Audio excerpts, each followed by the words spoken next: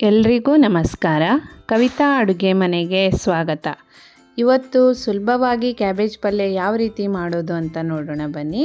ಬೇಕಾಗುವ ಸಾಮಗ್ರಿಗಳು: ಕ್ಯಾಬೇಜ್, ಸಾಸಿವೆ, ಜೀರಿಗೆ, ಎಣ್ಣೆ, ಉದ್ದಿನಬೇಳೆ, ಇಂಗು, 2 ಸಣ್ಣಗೆ ಹೆಚ್ಚಿರೋ ಈರುಳ್ಳಿ, 2 ಹಸಿಮೆಣಸಿನ್ಕಾಯಿ, ಕರಿಬೇವು, ಅರ್ಧ ಚಮಚ ಅರಿಶಿಣ.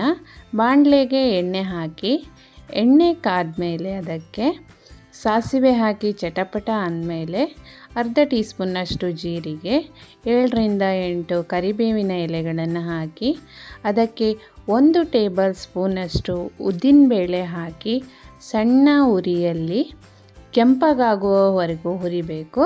ಕೆಂಪಾಗಿ ಹುರಿದ್ರೆ ಮಾತ್ರ ಟೇಸ್ಟ್ ಬರ್ತದೆ. ಅದಕ್ಕೆ 2ರಿಂದ 3 ಹಸಿಮೆಣಸಿನ್ಕಾಯಿ ಮತ್ತು ಸಣ್ಣಗೆ ಹೆಚ್ಚಿರುವಂತಹ 2-3 ಈರುಳ್ಳಿಗಳನ್ನು ಹಾಕಿ ಮಧ್ಯಮ ಉರಿಯಲ್ಲಿ ನೀವು ಚೆನ್ನಾಗಿ ಕೆಂಪಗಾಗುವವರೆಗೂ ಹುರಿಬೇಕು. ಹುರಿದಾದ್ಮೇಲೆ ಅದಕ್ಕೆ ಅರ್ಧ ಟೀ ಸ್ಪೂನ್ನಷ್ಟು ಅರಿಶಿಣ ಹಾಕಿ ಹಸಿ ವಾಸನೆ ಹೋಗುವವರೆಗೂ ಚೆನ್ನಾಗಿ ಬಾಡಿಸ್ಕೊಳ್ಳಿ. ಆಗ ಹಸಿ ವಾಸನೆ ಎಲ್ಲ ಹೋದ್ಮೇಲೆ ಅದಕ್ಕೆ ನಿಮಗೆ ರುಚಿಗೆ ಬೇಕಾದಷ್ಟು ಉಪ್ಪನ್ನು ಸೇರಿಸಿ ಸಣ್ಣ ಉರಿಯಲ್ಲಿ ಅದನ್ನು ಸಹ ಮಿಕ್ಸ್ ಮಾಡಿಕೊಂಡು ಚೆನ್ನಾಗಿ ತೊಳೆದಿರುವಂತಹ ಸಣ್ಣಗೆ ಹೆಚ್ಚಿರುವಂತಹ ಕ್ಯಾಬೇಜನ್ನು ಹಾಕಿ 2ರಿಂದ 3 ನಿಮಿಷ ಮಧ್ಯಮ ಉರಿಯಲ್ಲಿ ಚೆನ್ನಾಗಿ ಬಾಡಿಸ್ಕೊಳ್ಳಿ. ಎಲ್ಲವನ್ನು ಚೆನ್ನಾಗಿ ಮಿಕ್ಸ್ ಮಾಡಿಕೊಂಡು ಒಂದು ಸಾರಿ ಚೆನ್ನಾಗಿ ಮಿಕ್ಸ್ ಮಾಡಿ ಅದನ್ನು ಮುಚ್ಚಳದಿಂದ ಮುಚ್ಚಿ 2ರಿಂದ 3 ನಿಮಿಷ ಬೇಯಲಿಕ್ಕೆ ಬಿಡಬೇಕು.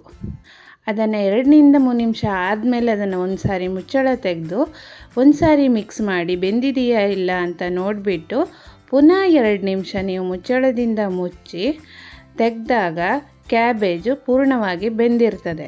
ಅದಕ್ಕೆ ನಿಮಗೆ ರುಚಿಗೆ ಬೇಕಾದಷ್ಟು 2ರಿಂದ 3 ಚಮಚದಷ್ಟು ಕಾಯಿ ತುರಿನ ಹಾಕ್ಕೊಳ್ಬೋದು. ಇಲ್ಲದಿದ್ದರೆ ಸಣ್ಣಗೆ ಹೆಚ್ಚಿರುವಂತಹ ಕೊತ್ತಂಬರಿ ಸೊಪ್ಪನ್ನು ಹಾಕಿ ನೀವು ಚಪಾತಿ ಒಟ್ಟಿಗೆ ಅಥವಾ ಅನ್ನದಲ್ಲಿ ಸೈಡ್ ಡಿಶ್ ಆಗಿ ಸಹ ಯೂಸ್ ಮಾಡ್ಬೋದು.